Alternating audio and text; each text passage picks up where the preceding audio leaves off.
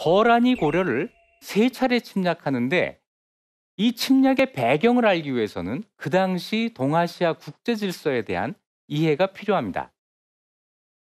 중국이 분열되었고 북쪽에는 거란이 나라를 세웠고 남쪽에는 한족의 송이 건국이 됩니다.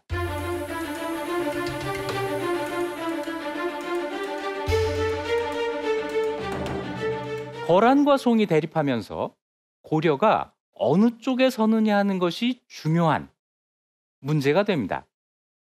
그때 고려는 친송 반거란 정책을 분명히 합니다. 군사력이 거란이 더 우세했음에도 불구하고 고려는 송과 가까운 외교 정책을 폈던 것이죠. 왜냐하면 그 당시 고려로서는 송으로부터 받아들이는 선진 문화가 너무나도 필요했기 때문입니다.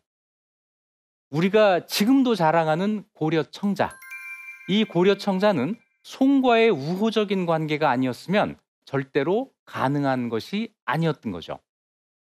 고려가 여러 가지 국가 제도를 만드는 데에도 모두 송으로부터 들여오는 선진 문화가 바탕이 되었습니다. 국가의 여러 가지 제도를 정비하고 문화를 발전시키기 위해서 친송 정책이 반드시 필요했던 것입니다.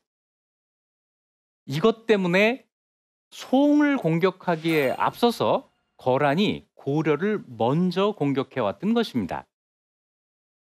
자, 이렇게 한반도의 왕조가 중국의 한 왕조를 상대하는 것이 아니라 두 왕조를 동시에 상대해야 하는 상황.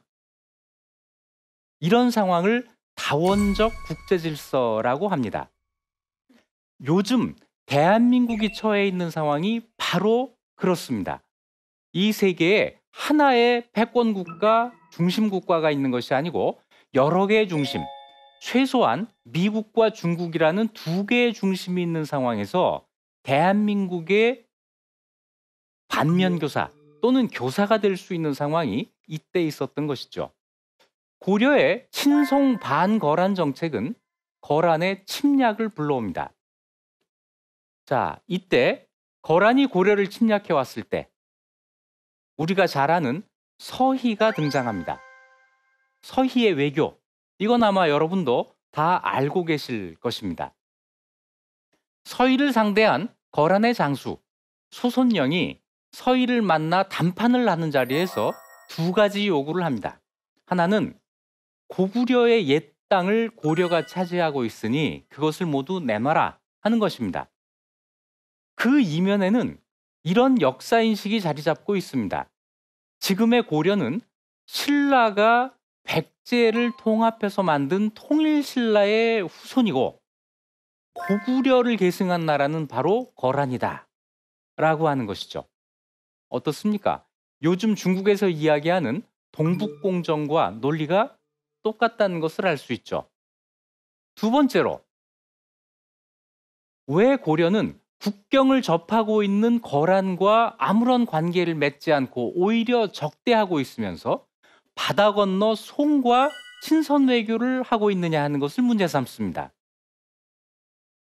실은 이 두 번째 요구가 거란의 본심이었던 거죠. 소손령을 만난 서희는 이 두 가지 요구에 대해서 각각 이렇게 대응합니다. 고구려를 계승한 나라는 바로 고려이다. 그래서 나라 이름을 고려라고 한 것이고 고구려의 옛 수도였던 평양을 우리가 서울로 정한 것이다. 이때 서울이라고 하는 것은 서경을 뜻합니다. 자, 동북공정에 대응하는 똑같은 논리로 서희가 대응을 했던 것이죠. 우리가 고구려를 계승한 나라이다. 따라서 고구려의 옛 영토는 거란의 차지가 될 것이 아니라 오히려 지금 거란이 가지고 있는 옛 고구려의 영토를 모두 우리에게 돌려주어야 한다. 아주 훌륭한 논변이죠. 두 번째 요구, 바다 건너 송에 친선하고 있는 이유로 우리가 침략해온 것이다라는 이 점에 대해서는 이렇게 대답을 합니다. 우리도 거란과 친선 관계를 맺고 싶다. 그런데 고려에서 거란으로 가는 그 길, 이 외교의 길이 여진에 의해서 막혀 있다. 이 길을 고려에게 돌려준다면 우리가 거란과 관계를 맺을 것이다. 그 길, 나중에 구체화되기로는 청천강으로부터 압록강에 이르는 지금의 평안북도 일대가 됩니다. 서희의 이 외교를 통해서 문제로 제기되고 거란이 그에 대한 고려의 소유권을 인정을 합니다. 그러면서 처음으로 고려 영토가 되는 것이죠. 여기에 나중에 고려가 6개의 주를 설치하게 되고 그래서 우리가 이것을 흔히 강동 육주라고 부르게 됩니다.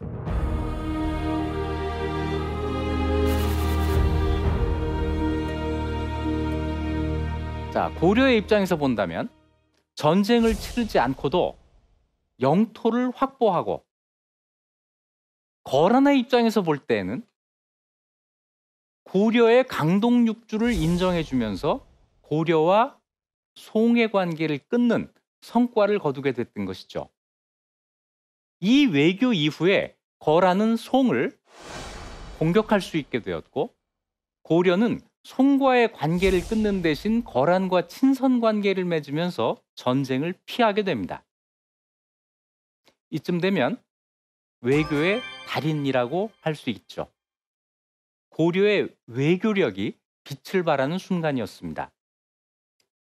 하지만 문제는 고려가 송과의 관계를 단절하고는 도저히 견딜 수 없었다는 데 있었습니다.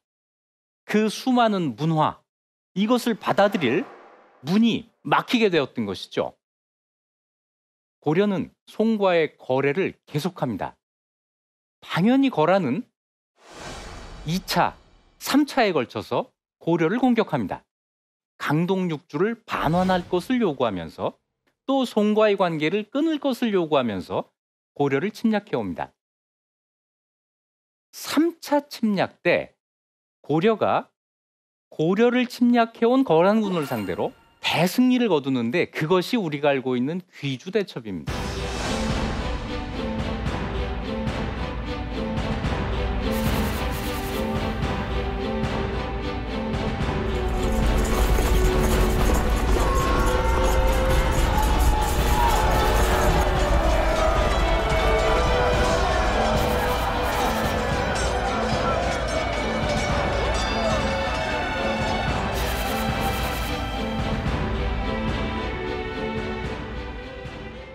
중요한 것은 고려가 귀주대첩을 통해서 거란군을 물리친 다음의 행동입니다. 흔히 거란과의 관계를 끊고 승리자로서 끝까지 남을 것 같이 생각이 되지만 고려는 그렇게 하지 않았습니다. 고려는 귀주대첩 다음에 바로 거란에 사신을 보내서 전과 같은 우호 관계를 유지하자는 요청을 먼저 합니다. 승리자가 거만하지 않고 먼저 고개를 숙이고 평화 관계를 요청한 것이죠. 왜 그랬을까요?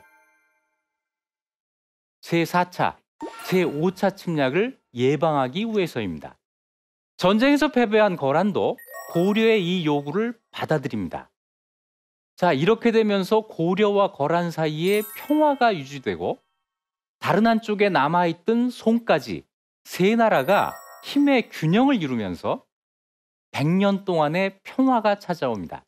이 100년의 평화 기간을 이용해서 고려가 안정기로 들어가게 되고 고려의 여러 가지 문화가 발전하기 시작합니다. 자, 여러분은 고려가 거란과 계속 싸웠어야 된다고 생각하나요? 아니면 고려와 거란이 평화적인 관계를 유지하면서 공존하는 가운데 고려의 문화가 발전할 수 있는 기회를 얻은 것이 더 소중하다고 생각되지 않으시나요? 자, 고려는 전쟁보다는 협상을 통한 평화의 길을 택했습니다.